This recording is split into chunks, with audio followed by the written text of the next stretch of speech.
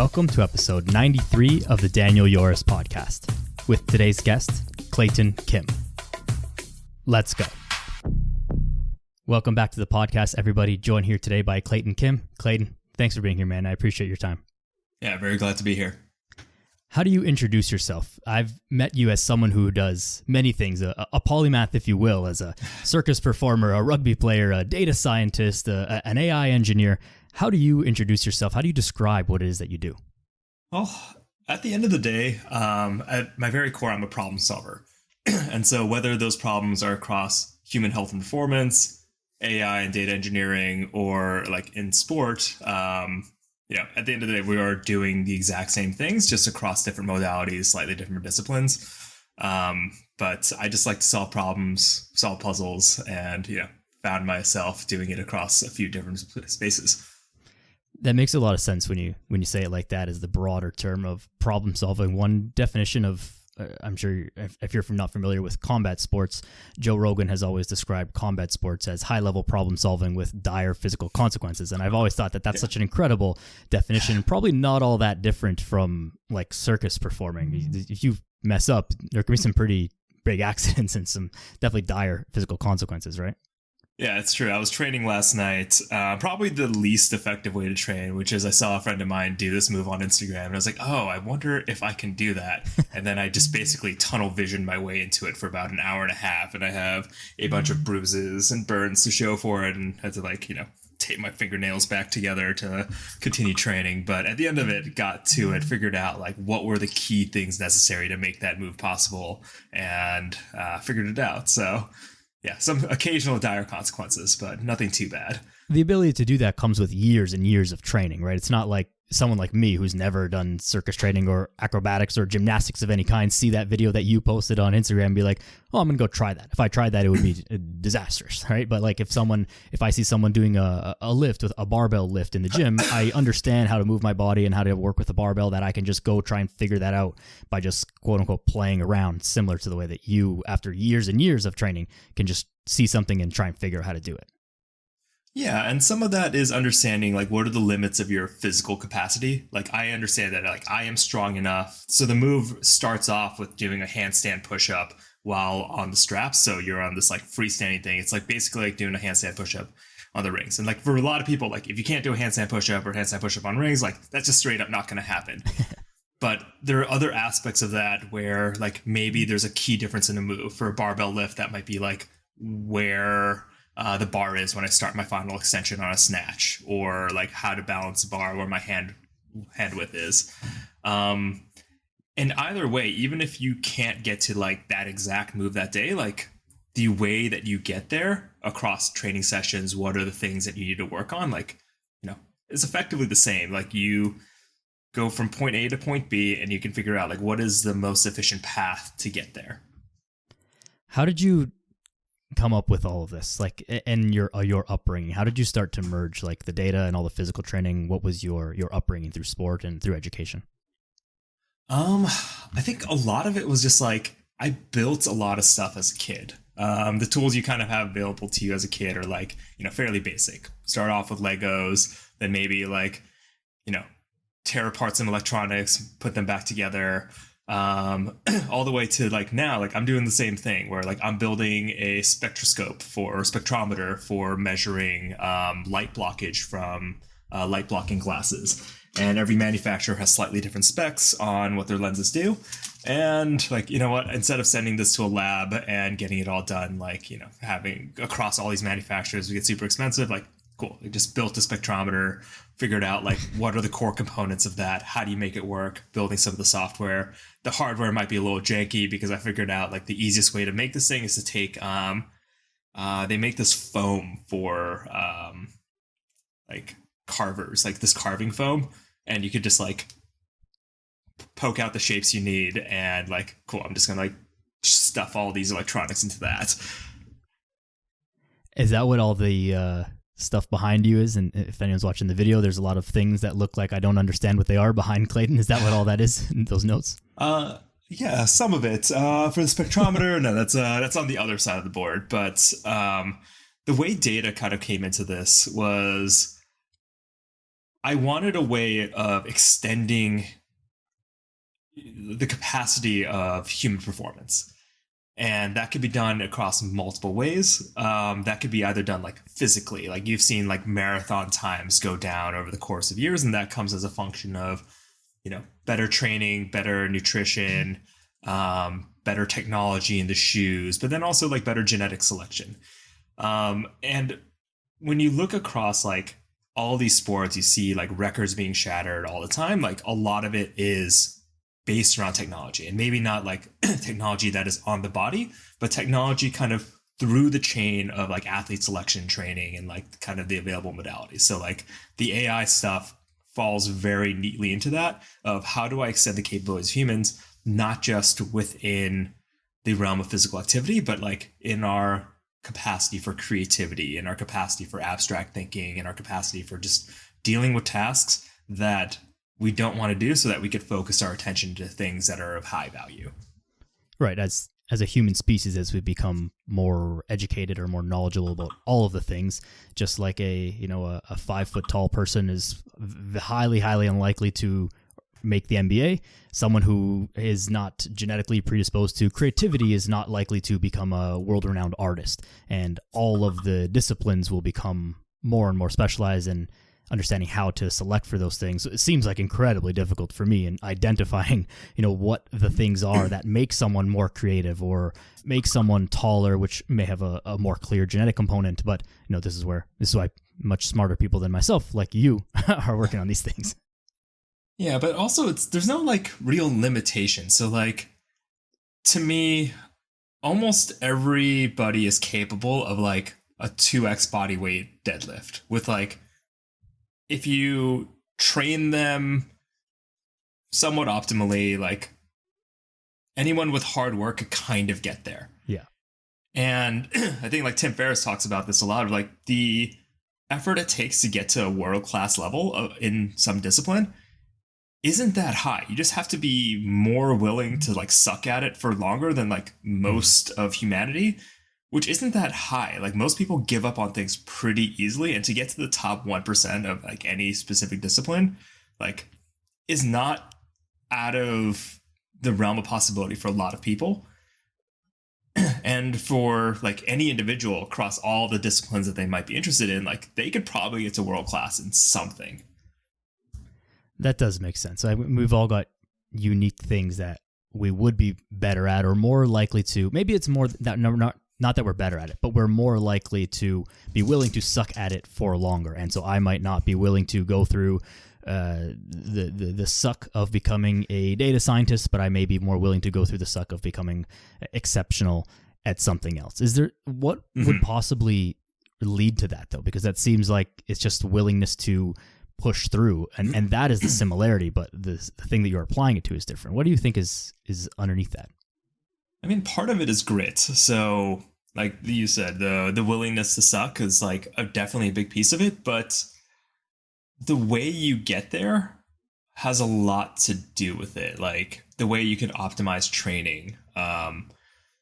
If you're just going to go to the gym and just like pull on some machines, like you're not going to really get there. But if somebody that I trust and is an expert in the topic gives me a spreadsheet to follow, and I do that over the course of the year, like I will make a lot more progress than someone who like, does it in a very unstructured way. And the real difficulty comes in finding that structure and finding something that both works for you and is like within the realm of like effective. That is the real hard part. This is a good plug for just coaching, plug myself there, but but you're right. And it does, one thing that I also often talk about that you've alluded to is, and it pains me to admit this, that if you just work hard enough for long enough, like you can get in shape. Having a 2 times bodyweight deadlift is great, and most people couldn't do it. But by all strength measures, it's not all that impressive, and it's not like super crazy to be able to do that. That's not some extreme strong man or strong woman to be able to do that. But if you just do stuff and avoid injury somehow hard enough for long enough, you will get there. Doing things the right way is what's going to get you to become elite at that thing, or get to that, slightly above average a little bit faster and maybe without less injury. Does that probably apply to most other things as well? Yeah, absolutely. Like the real question becomes like, can you race the clock before like you either get too old or like too injured or something to really achieve that? That, and I find that like you have to be careful learning from experts in that like, are they an expert because they have applied a lot of good fundamentals to it, or are they an expert because they were a genetic freak that were selected as children to do this thing? Like I have one artist that would come in here and she would just like, without warming up, just her warm up was to get on my handstand canes and just like hop into a one arm handstand. And she's been doing that since she was like 4 years old. And if you ask her how to do that, she'd be like, oh no, you just like get into a handstand, just lean over and it's fine. It's like, that is absolutely not the case. Most people learning a one arm handstand, like from the point that you could do at least like 30 seconds to a minute, it'll take about 2 years of consistent practice to like get to a good one arm. And so, you know, the people who are good at it aren't necessarily good teachers. I find that the best teachers are the people who like learned as an adult and like sucked at it for a while and found the tricks around sucking at it to get there, versus someone who's like already been good at this and is naturally just talented. Sport is probably one of the best examples of this. We see tons of incredible players across all sports who then become coaches after their careers, and like they're not that great coaches because they just did it. Why did Wayne Gretzky do the things he did the way that he did them? He probably doesn't even really know why. It just happened, and it was just some innate something or other due to his training, due to all of his life experience that added up to him, you know, turning left instead of turning right, and that resulted in, you know, whatever it resulted in. But I'm sure it's also the same across like academics and for sure in sports, but in academics as well. If someone who just, we've all met people in class who they just get math. I think that's an easy one, right? It just clicks. The teacher says it and like, yep, okay, got it. And then there's other people who are like, I have no idea what's going on. It's like the teacher speaking a different language. Yeah. And that can be difficult. And those people are oftentimes less good at teaching it, but better at executing the actual thing. And that's not something you could really train. Yeah, well, like the ability to teach, I think, is something highly trainable. A lot of people like don't like teaching because they get frustrated that their students like aren't getting their communication style. But a good teacher knows how to communicate at the level of the student, and also can modulate that across different learning styles and different like, you know, different skill levels. A lot of times when people have success with a coach, it's because those two things happen to be aligned, and it might not work for a third person there. And so, you know, that coach selection is important. Either like you get lucky or like you find the person that speaks your language, or you get someone that can speak across languages. And I think the best coaches are the ones that can adapt to the student, and the ones that can like take a look at them, understand like the pros and cons of what's going on, explain that, and offer the student choices as to how they tackle that problem. So in my discipline, aerial straps, like for the longest time that was taught a very like traditionally Russian way of this is the form, this is how you do the thing, and this is how it looks every time. When I teach it, and the way my coach taught it is like, this is the prototype of the move. And when you like shift your leg this way, this is what happens. And when you shift your arm this way, this is what happens. And it like taught me what the trade-offs are, because it allowed me to select like different aesthetics, or made certain parts of that move easier versus harder, because like my body's different than most aerialists in that like I came from rugby, and like, you know, I like still deadlift over 500 pounds, and like my ass is like far too heavy to do a lot of the things that I'm doing. And so like the ways that I have to go across some of these moves just like has to be different than like some 150-pound former gymnast that like can casually get into an iron cross would do. Yeah, understanding the principles of what you're doing is a very complicated thing, and we see this across fitness a lot of the times, and even like more so I think in regular people, you know, general population, where you'll see someone online and be like, oh, they do it this way, and some guy who's, you know, 8% body fat and 240 pounds, and it's like, oh, well, he does it that way. It's like, well, you have to understand that like you are not that guy. Understand the principle of the way that he's doing what he's doing, and then you have to try and figure out how to apply that to yourself. Now that might take quite a bit of knowledge in anatomy and biomechanics and nutrition and all of these things, but you have to understand at a base level that you can't just copy and paste what other people do, because it doesn't necessarily work that way. You have to understand the principle of what they're doing, and this is where you know, like you said, good coaches come in and always brings things back to the individualization of things, which I would believe is where some of the AI work that you do kind of comes into this, where it takes those principles and then spits it back out for a person who doesn't need to understand all the underlying things that are happening there. Yeah, exactly. You can do that individualization at scale at a more rapid clip than maybe a human coach can, or at least help fill in the gaps. For sure, at a more widespread clip, right? Like if I make a video or this podcast, we can speak in general terms, but to someone who's listening, like you and I can't just say something that we know for sure will be directly related to one specific listener, right? We might say something that's related to me or related to you, but to everyone, we can just make kind of generalizations and go from there. But some sort of AI framework, and if you could explain maybe a little bit how more of how this would work, would be able to kind of like let them input their data, their lifestyle, whatever it is. Let me know what they input, and then outputs what's more specific to them.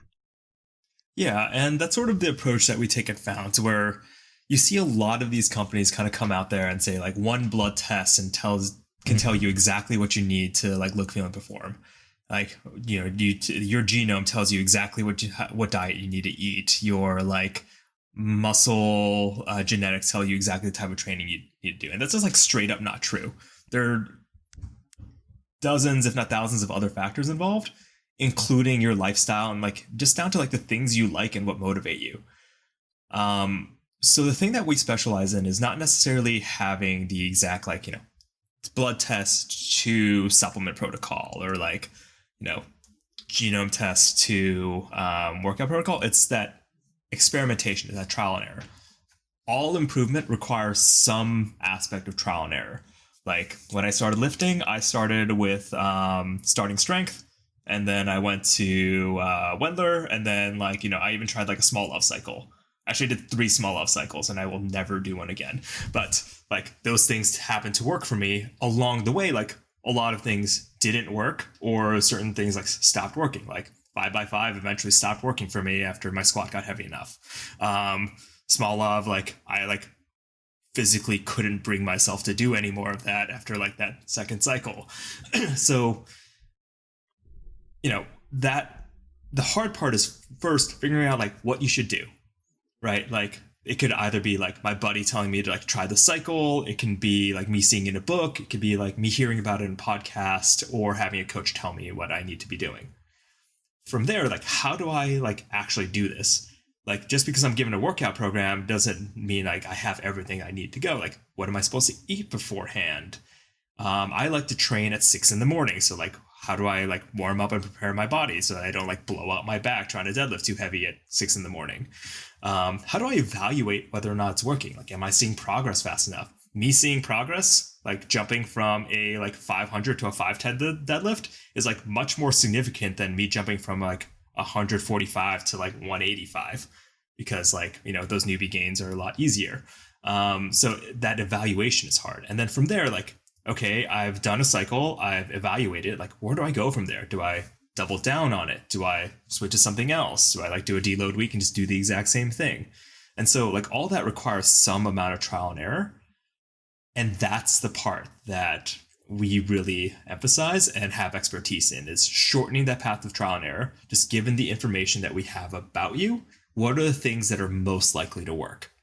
Okay, from there, how do we integrate that into your life, your preferences, your desires and goals? What modifications do we need to make, etc.? How do we measure if that's working or not? Like, some people might get frustrated that they might not see like huge gains, but like you might not be at a point where you should expect huge gains.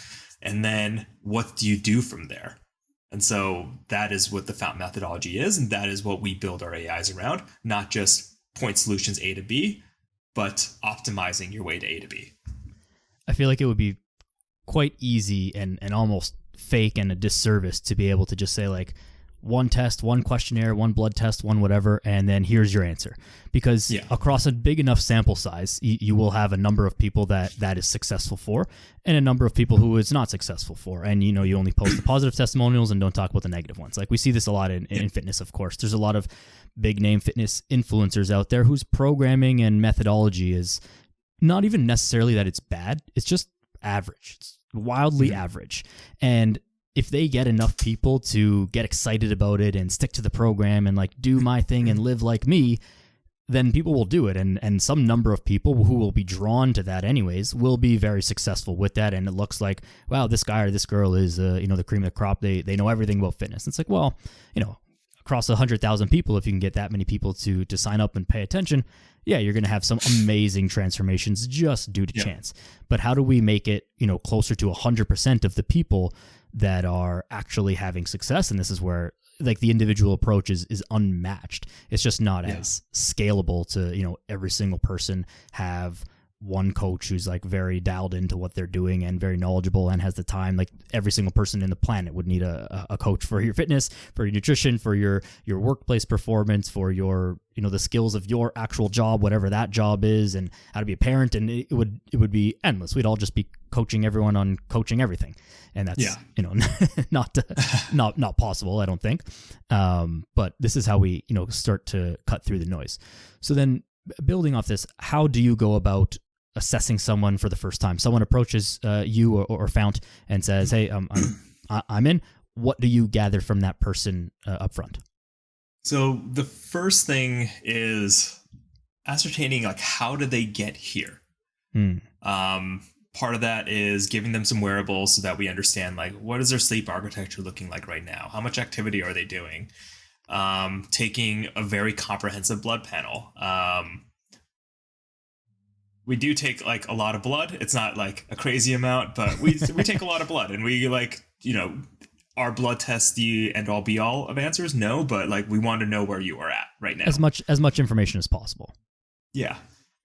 We also do like a movement assessment because a lot of these problems come from like just habits and movement. Like, are you like just hunching forward? Do you have text neck? Like, is that causing some of your migraines? Who knows? It's important to like ascertain that. But people ask us like, if you could only choose one, what would that be? That would be the interview. So we put people through like a pretty comprehensive lifestyle intake interview where we understand the goals, things that I've tried in the past, like any symptoms or like pain points that they're experiencing. And that tells me a lot more about them than like, any blood test ever could. Obviously, I would prefer to have both so that I could like, dive into what might be the root cause of these things that they report. But a lot of it just comes down to like, what is it about their lives that got them to where they are today? And we use that to establish a baseline, and then the first set of things that you would try, like the things that are most likely to work, things that have worked for the most other people that come from these same circumstances. And then from there, we have a new set of data points like, okay, this thing worked, this thing didn't work. We know that people who responded well to this also tend to respond well to this other thing, or the opposite, or vice versa. And so we have a very like data-centric approach, but still highly personalized in that there is still a human that is overseeing everything and guiding you through the way, along the way. This sounds to me like you're doing a very good job of hitting that fine line between optimal and perfection. Like asking someone to live perfectly, sleep at exactly the same time at your room at exactly this temperature, and create these exact conditions in your entire life is just, it would be great if that was possible, but it's not possible because we don't live in a laboratory. We're humans, and we have all kinds of things that are going on and tons of variables that are uncontrollable. And so it's like, well, okay, maybe we can't eat exactly 2,137 calories today, but like, can we eat less than we did yesterday if weight loss is the goal? Yeah, maybe. Okay. Can we take out the chocolate chip cookies? Can we eat one cookie instead of 3 cookies? Okay, maybe that's a good place to start. And then you just can continue to build on those habits. Yeah, and like diet, the extent to which you have to comply to a diet and like what is harmful versus not, it kind of depends on the individual and goals. Like if I'm trying to win Mr. Olympia, like I'm going to have to be a lot more compliant than someone who's trying to like not get smoked by his buddies on a weekend bike ride. Yeah. And understanding that is really important because you need to give people achievable goals. You need to give people wins, and you need to develop those habits along the way. And a large part of being a good coach and a good teacher is serving those wins at the right cadence and understanding like what is actually necessary for this person to reach their goals. Yeah, like most people, like they hear like all these things that like, podcasters or influencers say that they should be doing, and they try to integrate all of them, and then they like flame out. rather quickly a lot of the time. But if I said like, okay, this is like the one thing that'll make a difference for you, and you see that win, and you're like, okay, what else can I do? Like that is a very different behavioral component than like just try everything and like hope to God that it works. Like I think when I'm teaching straps, like the main thing that I'm looking for is like, what is the first smallest change that I can make to this person's form or what they're doing or even how they are thinking about it, so that they see some progress, like some measurable progress towards their goal. Right. And I would bet that, again, I've never taught anyone in straps or in anything related to aerials or circus training, but it's like it will be a small thing that might not even make that much of a difference in words when you say it, where it's like move your wrist to the right. I don't know if that would make sense, but like move your wrist to the right. And it's like, okay, that will actually end up adjusting their entire shoulder position or where their chin points or something like that, that reconfigures their whole body. But if you tried to like explain all of those things, it's too many things. But just move the wrist. Okay, that's tangible. I can do that. Boom, that makes the change I need to make. Oh, okay, now I get it. Now I get a win. And then you get that buy-in from like that coach-client relationship as well, which always helps, of course. I think one thing that you alluded to there was also understanding the cost of the thing that you think that you want. People will see a cover model and be like, okay, I want to look like that guy or that girl, super shredded, super strong, deadlifting, however many hundreds of pounds. It's like, okay, you can do that because that's a human and you're a human and you might be able to do that. But this is what it takes to get there. You've got to do this amount of dieting, this amount of training, possibly this amount of drugs, this amount of other things. Are you willing to do that? If so, then okay, let's do it. If not, then we've got to adjust the goals. And that's probably a really important part of it as well. Oh, absolutely. The expectation setting, I think, is the hardest part of our coaching product. A lot of people come in, like all of our coaches, or almost all of our coaches are like ex-special operations soldiers. A few circus performers and pro level athletes and stuff, but like they want to be like that. Like, well, that comes at a steep cost. And a lot of people like want that goal, but aren't willing to pay that price. And either way, even if you are trying to look like, a champion bodybuilder, there is the logical next step in your progress, and getting people to buy into that logical next step, regardless of whether or not you're going to like shoot for the moon or like, stop somewhere more reasonable, like establishing that milestone and getting someone there or getting someone to believe that is kind of the hardest part.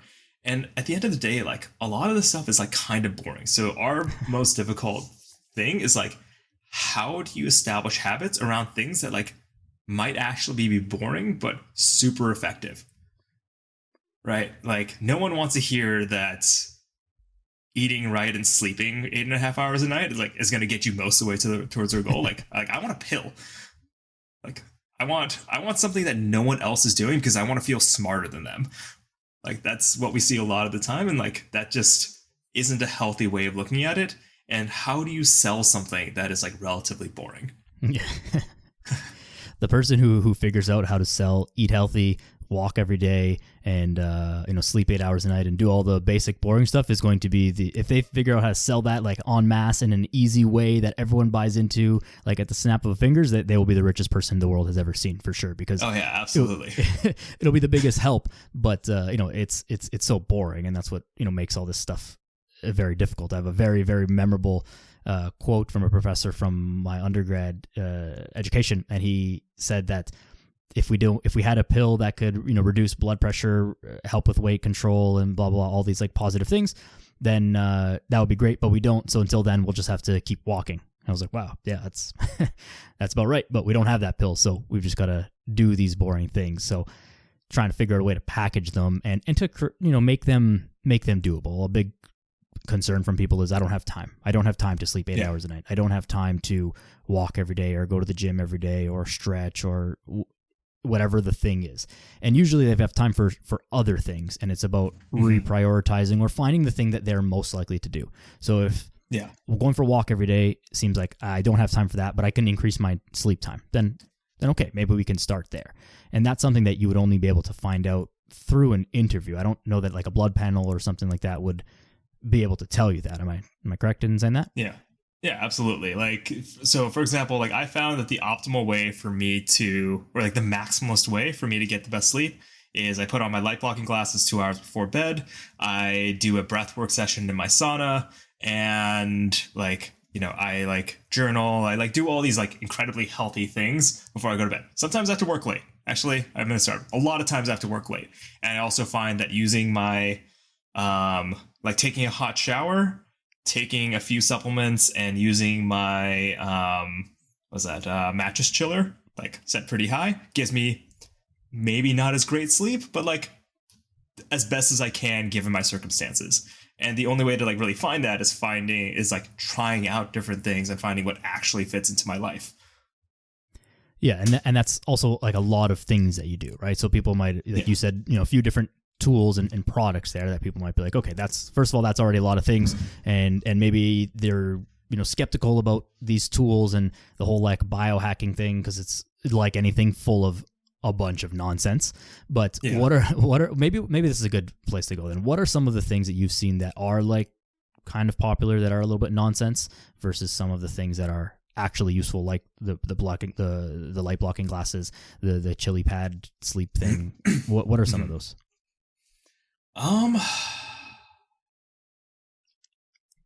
Trying to think. Like, so a lot of them come down to like the more recent things within biohacking. So you see like the NMR, the metformin, the methylene blues of the world, and like a lot of times like those are taken relatively blindly and without that much concern for safety. Like, I have my best friend is an anesthesiologist, and she'll like go into like why you probably shouldn't do methylene blue. Like, there's a lot of indication or contraindications to that like makes sense. And just because you see some biohacker influencer doing it, like, doesn't mean that it like would work for you or is even safe for you. Trying to think of the kind of other things. Like, I think it's just the blind application of all these tools, because like any tool can be useful in some context. So I think ice baths and cold exposure is a really good example of this. Do you want to take an ice bath after every single workout? A lot of people do, because they feel more hardcore that they're doing that. They feel like they're getting better recovery. But you're also blunting the natural inflammatory response that comes with resistance training, and therefore reducing the adaptations that your body is gaining from that training session. So yeah, you might feel better, but you are developing less muscle, less strength, and you are canceling out a lot of the gains that you would otherwise have from your workout. And so that ice bath, post-workout ice bath, great tool if like I have to perform the next day. Like, I have to play like a double-header game and just need to like survive tomorrow. Perfect. You do your post-game ice bath. Okay, but I could actually take tomorrow off. Like, no, I do want to experience that inflammatory event and have my body adapt to that. And so the blind application of tools is like really where I have a problem. Like, any tool potentially can be useful. The secret is finding what that context is for you and how to most effectively use it. That's probably one of the best ways that I've ever heard it said. It's just the blind application of things. Oh, so-and-so influencer, biohacker, podcaster, whoever did it, so therefore it must work. And without the consideration, I think a lot of times, for all of the other things that person does. Some, biohacker person, or just whatever person who's, very healthy, in great shape, and then they start taking here's a little rant I'm going to go on. I see this a lot of the influencers or things, and they say, oh, I've started taking this supplement and it has like revolutionized my training, my whatever. But they've been, at 8% body fat, putting up big numbers in the gym for like 10 years. And it's like, okay, but how are you, the listener, convinced that like that new thing that they're taking is what got them where they are? They've been that way for a while, and maybe this makes them 1% better, but had they not been sleeping right, eating right, training right, doing all the things, would that thing really make a difference? It's maybe it would, maybe it wouldn't, but it's hard to say. And I think, again, it's just much easier to take a pill, buy a new tool, than it is to actually change your habits and your behavior. It's the hardest thing. Yeah. And that like habit and behavior formation, like that is where like great coaching and great teaching comes along. Like, anyone can present you the tools, but it takes someone great to like have you really bought into it to such that like you integrate into your life and you're willing to go through the suck even with using that tool to get towards your goal. Yeah, the explanation of why you're doing what you're doing, and the ability to answer that question with an answer that is more substantial than because I said so. Yeah. And this is where, again, the AI stuff, like you're presenting many options and say, okay, which one of these might be best for you, which one seems reasonable, achievable, doable, are you willing to do? Okay, let's go that route, and then we'll adjust the variables as we go from there. Yeah. And like that's the challenge. That's the challenge I foresee the most with AI tools, is that a lot of the times, like hiring a coach may not be the best knowledge, or like, might not be the best coach, but having that like social accountability does incredible things for like compliance and just like the willingness to do something. Like, I know what I'm doing in a gym. Like, I've been doing this forever. Like, I will still hire a coach, because by giving somebody $500 to like make sure that I do something, like make sure that I follow the plan and like I do all the items on that spreadsheet. Some of the times when I'm designing my own programs, it's like, yeah, I'm like kind of tired today. I like tweaked my elbow. Like, I'm just going to avoid these things and like it'll be fine. Or like, I'm going to throw in some bicep curls because like I feel like it and summer's coming up. And so, having that external accountability helps a lot, but we want to make sure that that product is available and is accessible to people, even ones that like can't afford or like are unwilling to afford or buy a coach. And so, we believe that knowledge should be accessible. And there are services that you can have that like, make things easier, that make things more convenient. But for those who are like intrinsically motivated and just lack the knowledge and tools, like we will absolutely want to just make that available to people.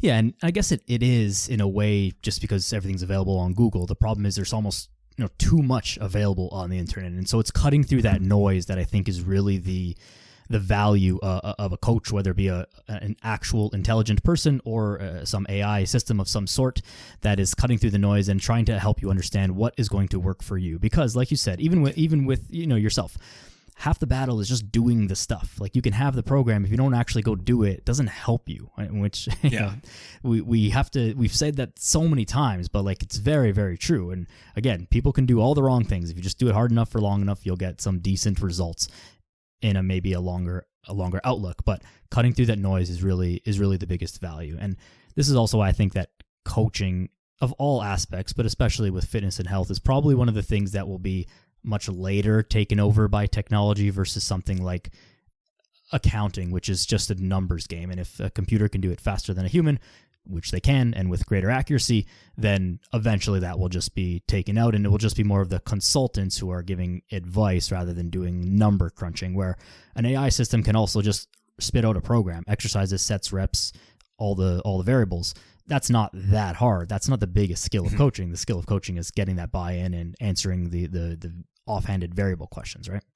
Yeah, like any asshole with sufficient time could like make a decent workout generator. Yeah. Even like I've worked with like AI systems to do like movement analysis, and like that's actually not that hard. The technology is there today for me to get like fairly precise joint angles on things.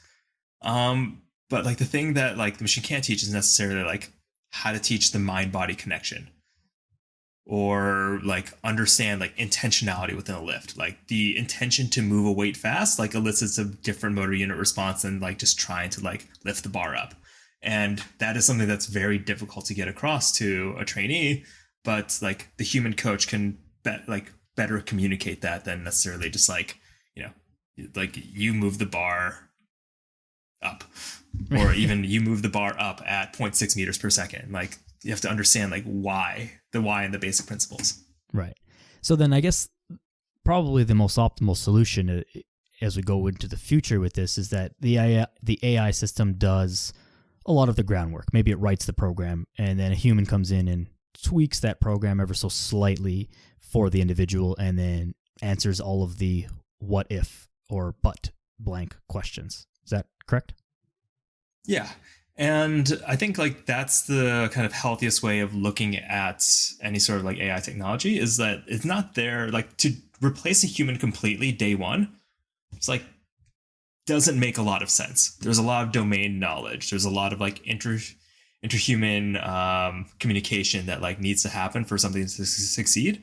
But if I could take the human that is the bottleneck, in this case, a coach or like a teacher, and help them leverage their time better by taking away busy work, by automating a lot of things that they would like normally do that's just going to be the same all the time. Like, that really lets them focus on the real human components, and that is like creativity, empathy, um, helping with like habit formation and that like social accountability. Like if my coaches can like just spend all their time doing that and relatively little on like writing out like how does this fit into your schedule and like making grocery lists, like that is very high value. Right. And that's how we scale the human element, by automating some of the parts of it that really could be automated, and then just answer questions in relation to it after that, right? Or things like, oh, my dog's sick this week, so I missed my training session today. Like, okay, great. And to explain that to an AI system, I guess I don't know how it works, but I don't know that it would be that easy. It would be easier to be like, okay, this is what happened with me, so then I can just as a human change that variable. But you can still input it to an AI system. Like, I'm not sure what the limitations of it really are, I guess. So that's the interesting part, is that the limitations change over time. So the way a good like software platform, AI or not, is kind of developed is you do that first by like human extension of helping them leverage their time better. Over time, you find more and more things that you can kind of just trust out of the gate. Like, relatively simple task, highly repetitive task, and you see that the human just kind of accepts that as the right answer like 99% of the time. Over time, you find more and more things that the human just like can accept. And eventually, like over a long period of time, you find that the human can accept all of the solutions that the AI system gives and is only alerted around like edge cases. And like that's very much the goal of like slowly finding more and more real estate that the AI systems can take over, and having the human there to be the backstop, to ensure like either quality or kind of like, make adjustments that just aren't tuned yet. And over time, like those adjustments can be learned as well. I see. So maybe like a real world example of this could be that, every 3.5 weeks, Bobby's mother-in-law comes to visit, and that makes him all stressed. And so he has like poor training every 3.5 weeks. So what do we do about that? And so initially the human coach would have to go in and adjust something, or just make a note of it. But eventually the AI system learns that's happening, can predict the future based on past performance or past history, and then help us going forwards. And so in theory it would get better over time, and the human would be less needed over time. Still needed, but never 0%, but less and less needed over time. Does that sort of make sense? Is that an example that would like kind of fall into this? Yeah, and that's how you kind of scale from like 30 clients per person to like 1,000 clients per person. If most of the time they don't have to look at it and they just like get escalated up, like something's gone like horribly wrong, and like we needed like just like a human to look at what's going on. Right. And I guess, even with regular coaching without any AI systems, most of the input is up front. Okay, let's understand what's all the things about this person. And then after that, it's more like, okay, give them the program. Susie doesn't like this kind of exercise, so I just not going to use that exercise. Hurts her knee if we do this, so we avoid that, or do this to compensate for, we do X to compensate for Y. And we move forward. Her nutrition is good. She loses weight when she's at this kind of nutrition thing because we've tried 4 other things and the 5th one worked, so we try that. And when she wants to gain weight, we do this, and then it's just more maintenance along then. Like, I think even if my clients who have had for a longer period of time, there's way less input as far as work for me, because we already we've gone through the work of figuring out all those variables, and it's just continuation of those things rather than trying to figure out new stuff about a brand new person who comes to see me. Yeah, and then there's like kind of gaps along the way. So for example, like I modulate all my training with HRV, and that kind of came from like there are days where like I feel superhuman and therefore like can handle a little bit more volume and intensity, and there are days that I'm like a little bit run down and therefore should lower the intensity, maybe change up the exercises, like make adjustments to my program. And initially that's done like very, very manually, like you could tune like reps and sets and weight. And then eventually, like that can be largely automatable. Like if my clients are wearing like an Oura ring or a Whoop, I see their HRV go down by a significant level, and I have structured their training program such that it is amenable to, changing sets, reps, weights, rest cadences, things like that. And over time, like I don't even need to look at that adjustment. Like I know that that adjustment can be made automatically. Right. What do you think about the self-fulfilling prophecy of something like using your HRV to determine intensity in the gym? I know that like I've worn an Aura ring for a long period of time. I'm pretty like I kind of know where the number is going to be when I wake up in the morning, but there are some days where, you know, scheduled in my training, I'm hitting like a pretty heavy weight or a more intense workout, and I check my Aura scores and my HRV was low and my sleep score wasn't that good, but I feel like amazing, feel 10 out of 10. And it's like, if I convince myself, I guess I can kind of feel shitty and I should skip this workout. But sometimes it's like, well, today's the day, and if I don't do it today, then based on my life circumstance, like I'm not going to be able to do it for like 4 days, and so I'm just going to get it done today, and it ends up being amazing. So yeah, what do you think about that self-fulfilling prophecy potential there for trusting the data a little bit too much? So we see this a lot with clients and amongst my friends. Like I'm on several group chats of friends that like screenshot me their Aura data and like ask me like what the hell is going on, which I should probably start sending out like a Venmo link or something. But there's a lot of more like how do I put it, like sleep anxiety that I'm seeing today of like their wearables like basically negging them that they got like poor sleep, and then they get like more anxiety about it. It makes their sleep worse, and they fall into this spiral of poor sleep. You kind of see that along like less so because this is just like less popular, but using HRV to modulate training. I think all of what people need to realize is that one, all of these metrics have like some error built into it. They're not perfect metrics. Like HRV in particular is a particularly noisy metric that, you know, it is most useful as like measured after sleep or like during sleep, and like, you know, that has a decent baseline as like what you should be doing. However, it's not everything. There's lots of other factors involved, and it should be there to provide feedback so that the athlete or the person in question like knows what to do with that information, even if it is not like, they shouldn't take it as dogma. They should take that as another input. And the hard part for anyone, for us, for any coach is like that educational component for your athlete or trainee is to like have them understand what the underlying principles are so that they can make the decisions themselves. And, you know, some people are down to learn all those things. Some people are not. And so how do you communicate that? Well, for someone who really wants the science, like I will tell them exactly what's going on physiologically and why they should make adjustments as they do. And for people who aren't, like sometimes that broad rule of thumb is just helpful. Like if you're not willing to learn what's going on, like then I will say HRV go down, weight go down, HRV go up, weight go up, and like just roll with that. You're going to get most of the way. It'll be fine. Yeah, that makes a lot of sense. I've always thought that it would be more dangerous is probably too strong of a word, but more possibly detrimental to athletes who get too dependent on that, where it's like, okay, your HRV score, your readiness score is low today, but it's game one of the playoffs. Like, what are you going to do? Just take the day off? Like, no, you've got to give everything you got. And so maybe in those scenarios, like relying on it might be a little bit dangerous, although they would probably benefit more from modulating their training a little bit more than an average person who's like super intense is really not all that intense. But, and it's more just like, okay, well, is it because people talk about overtraining? It's like, you know, the 3 Zumba classes you did is not the reason why you're so exhausted. Like it's probably because you haven't slept or eaten a decent meal all week. It's not like you got to understand what the scale a little bit here. But falling into those self-fulfilling prophecies can be a little bit detrimental, I think, at times as well.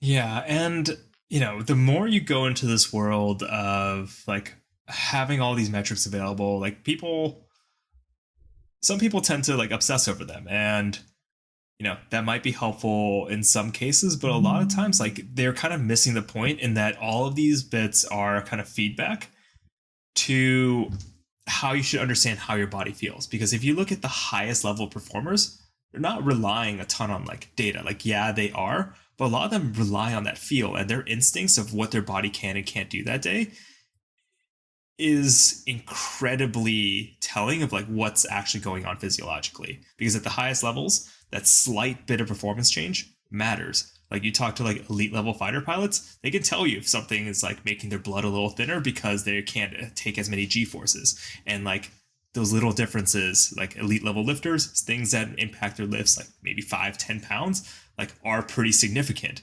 And I think people are losing touch with the fact that a lot of this world is not just like data. It's like understanding what is going on in your body and how to make adjustments.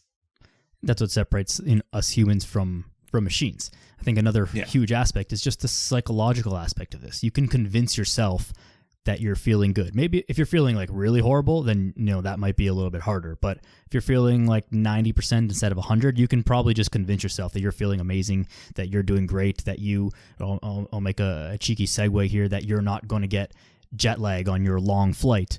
And you can sort of mitigate some of that, like to a degree. If you go outside and it's cold, and you be like, no, I'm good in the cold. I never feel cold. And you really say that and really believe it, you'll probably feel less cold than someone who's going outside and being like, oh my God, I can't believe how cold it is. Fuck winter, all this stuff. Like there is that element to it, and that's not. I don't know that that's data driven. I'm sure as technology gets better, we can somehow find some data that leads to that. But for now, like there's that human element as well. But I do want to talk about the jet lag thing, because I know that's something that you guys are also working on a lot with Fount. So talk a little bit about like what causes jet lag to begin with, and then some of the things that we can start to do to mitigate this for those of us who fly quite often. Yeah. Sure. So there's like kind of the classic definition of jet lag, in which your body's clock exists on a typically slightly longer than 24-hour cycle. It is kind of set each day by light. And so that's why morning light is important, because getting that morning light sets your clock as like, this is sunrise. And avoiding light is important because like the longer you see light into the night, it shifts your circadian rhythm, it delays it. And that alignment of circadian rhythm and homeostatic sleep needs, so that sleep pressure, is really important for maintaining like that even energy level throughout the day. And when you travel to another time zone, you are traveling, your body's clock is stuck at home while you are in Amsterdam, right? And there are tools set to kind of like mitigate that. However, that's not the full story with jet lag. The other thing that people don't really take into consideration is that air travel itself is fairly rough on the body. During takeoff and landing, you see a dramatic pressure change within the cabin. Like, yes, the cabin is pressurized, but like it's not pressurized to sea level. Like it's like you're like, climbing an 8,000 foot mountain all at once upon takeoff. And like, I don't know if you've ever gotten altitude sickness, but like it doesn't feel great. There's like kind of cascading effects all across your body.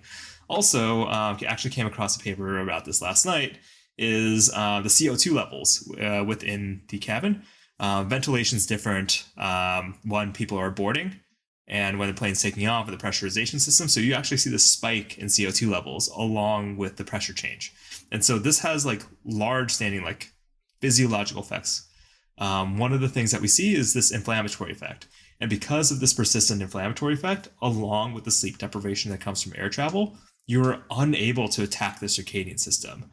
And so by addressing that inflammatory effect, we kind of get a straight shot at the circadian system.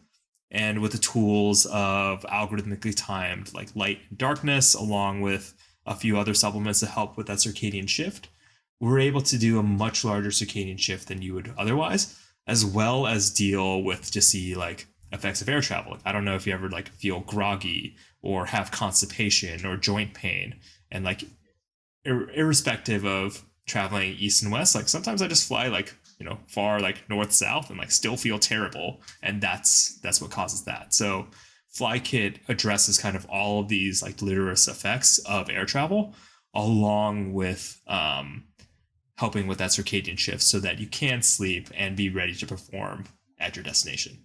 So this would be most useful for someone who's traveling for a purpose, for a professional reason. If you're traveling for a vacation, you don't want to, burn 3, 4, 5 days of your vacation feeling jet lag, but you might be more excited, or you might just not care because you're not trying to perform. You're just trying to lay on the beach or, visit tourist attractions or whatever. But if you're, flying 6 hours, crossing however many time zones, you're trying to get into a meeting, a boardroom, pitch your company, or, whatever it is, land a new client, you can't just be burning days recovering. Or if you're an athlete who is traveling for a game, you've got to perform that night. And so how do you, mitigate the effects of flight travel combined with the time change would be massively valuable to a huge group of people for sure.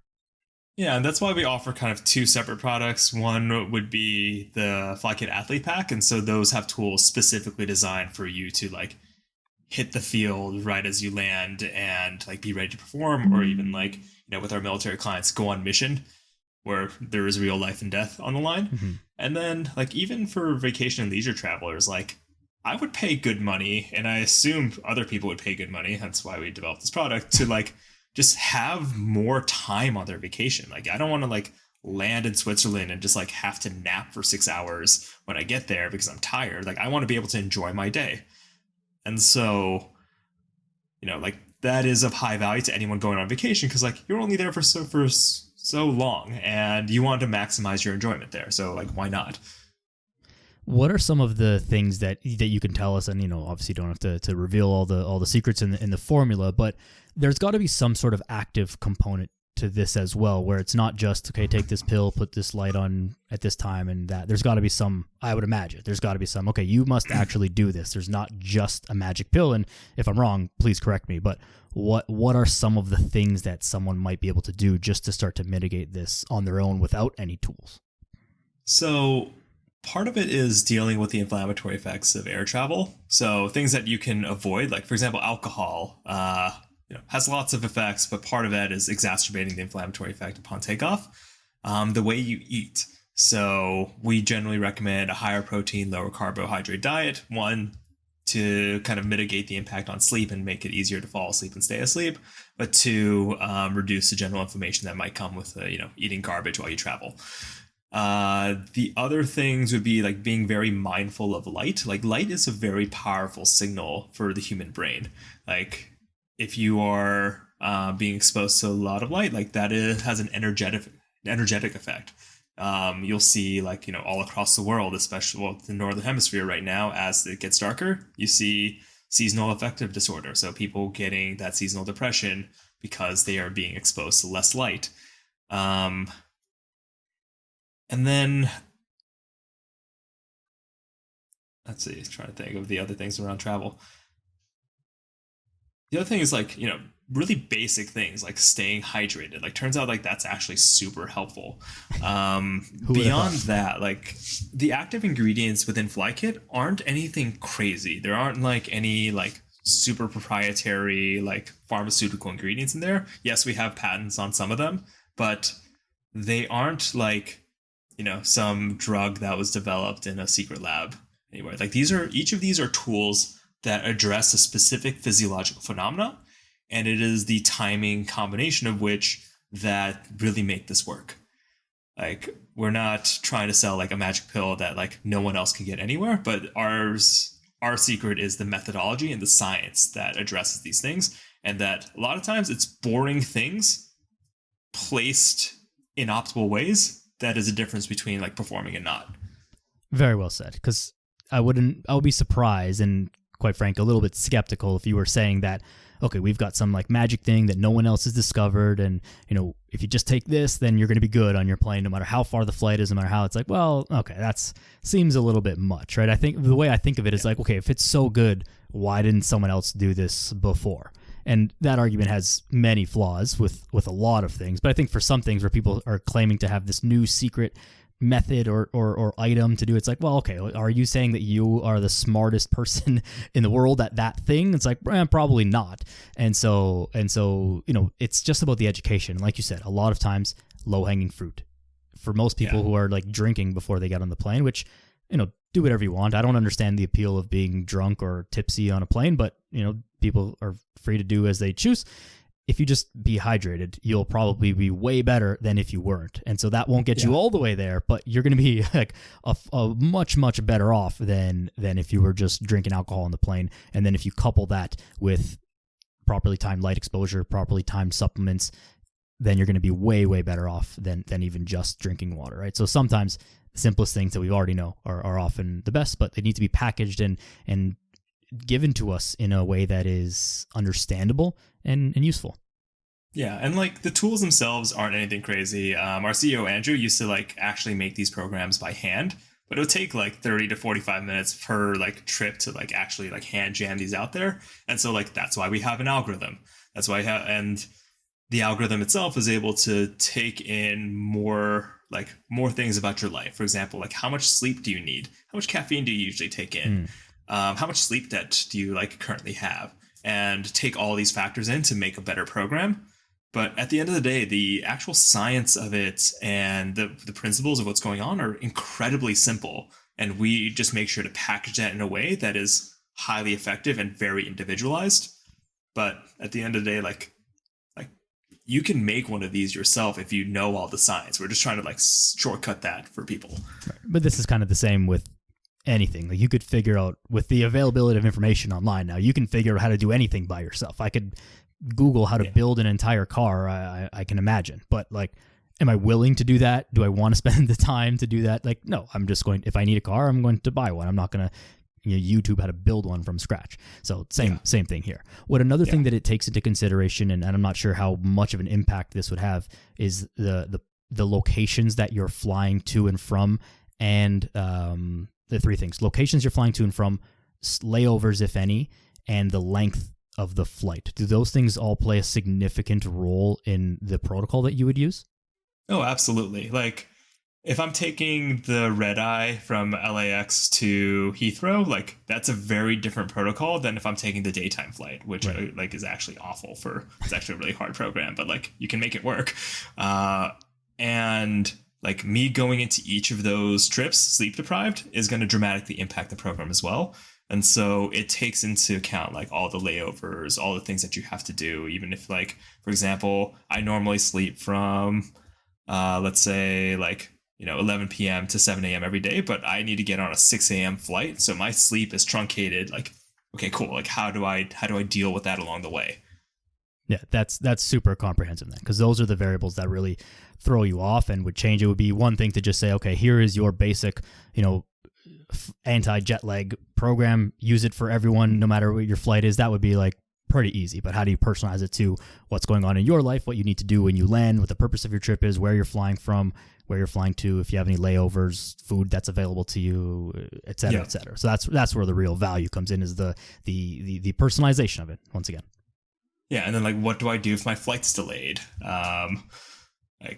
So there's a lot of things that can happen, and that's the coolest thing about like kind of Fount as a whole, is that the underlying model for this, the AI that governs human sleep and circadian rhythms, came from our work with our concierge coaching clients. And we were able to like collect that data, develop that model, develop these interventions, and now we are able to just make that available kind of to everyone, because we, as like a concierge coaching program, like that actually serves as like probably the best R&D program that I have access to, because we have people who we're collecting incredible amounts of data on, running a ton of experiments with, and are just like down to try things, which is awesome. And so we're able to make these discoveries and make them available. And they're real people experiencing things that happen in real life, versus take all this data from all of these different studies, which only, controlled for one variable and across all this thing. That's not real life. Like, just understanding what people are actually doing, taking that data and then extrapolating that is far more accurate than you could ever have. Yeah, and the incentives within like academic science are very perverse. Like the incentive to publish, the incentive to have clean data. Like you see a ton of studies like excluding women because like hormone cycles actually will throw off your data. So you just like make your life easier by excluding that. Well, that's not real life. That means that the data that you have, that science, does not serve an entire half of the population.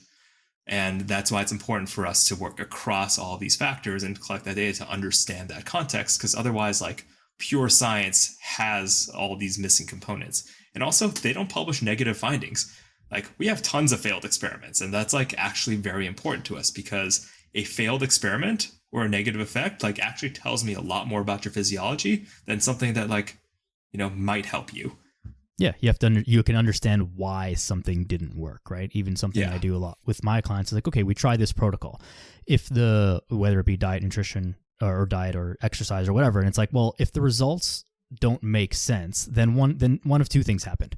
Either the protocol didn't work, or there was something wrong with the way that you followed the protocol. And so then we can go and tweak those two things. And if we can determine that the protocol was followed correctly, then it's like, all right, well, if it didn't work, then now we've got to figure out why, and we have more data to work with. Versus sometimes things work like by accident, in spite of other factors. Again, we see this with athletes all the time. They have a terrible diet, but they happen to be, super strong, super fast, super good at their sport. And it's like, well, the reason that Usain Bolt is the fastest man in the world is not because he was eating chicken nuggets at the Olympics. It's because of all these other things, and he just happened to also be doing that. That's probably not the reason. That's not a repeatable thing that you should do, right? But more data. Like, it reminds me of like one of my old rugby teammates. Like, he was the fastest guy on the pitch, like hands like glue, like incredible. It's ripping cigarettes on the sideline.